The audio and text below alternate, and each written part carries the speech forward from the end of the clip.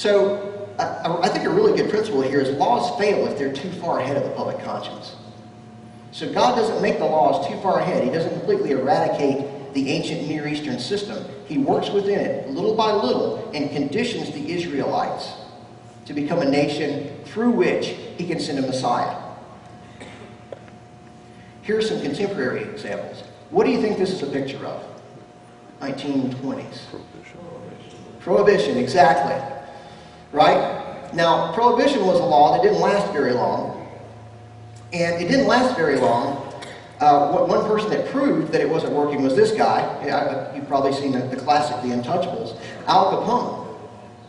Right? Al Capone made something like $60 million a year alone on beer. Okay? The reason Prohibition didn't work is because there was a market for alcohol. Prohibition prevented the sale and distribution of alcohol. You could make your own wine or cider, but you couldn't make your own beer at home. Okay? So for the public conscience, this was unreasonable because there were too many people that enjoyed drinking alcohol and buying alcohol and serving alcohol. So this was a little bit too far ahead of the public conscience at the time, totally outlawing distribution and sale of alcohol. So it was a failure. Another example, what about smoking? Can you imagine eradicating smoking from a restaurant in the 1960s? How would that go over with the public?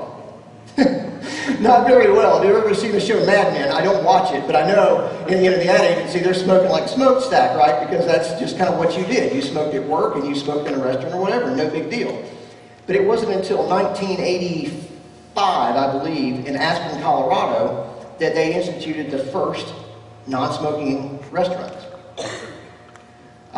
It takes a while to condition people that smoking really is bad for your health and that maybe secondhand smoke is also bad for your health. It's a bad thing, and so we don't need to be doing that in a public place. What about this? Seat belts. We had to make an ad that makes seat belts look sexy, right? I think this is a British ad. It was 1968 when the federal government in this country instituted a mandatory law that said cars had to have seat belts. But it wasn't until 1984 that New York State made it mandatory that you had to wear them.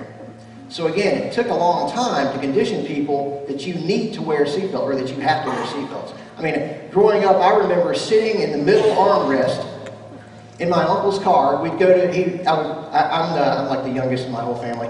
No brothers or sisters, so I got carted around by a lot of relatives, right? And so they would set me up on the armrest. I loved it. And if we had to stop suddenly, that's not a good thing, okay? This is one of those things, do as I say. But so seatbelts had to be conditioned as well. But this was a bridge too far, wasn't it? When Bloomberg said, no sodas above 20 ounces. Okay? None of these 32-ounce things. The people rebelled against this. Right? You don't go that far ahead of the public conscience because if the public thinks that it's too far ahead, then it becomes silly. And what is going to be the effect? The effect is going to be the opposite of what you wanted. Instead of greater control over the public, you're going to get more rebellion. See where that goes?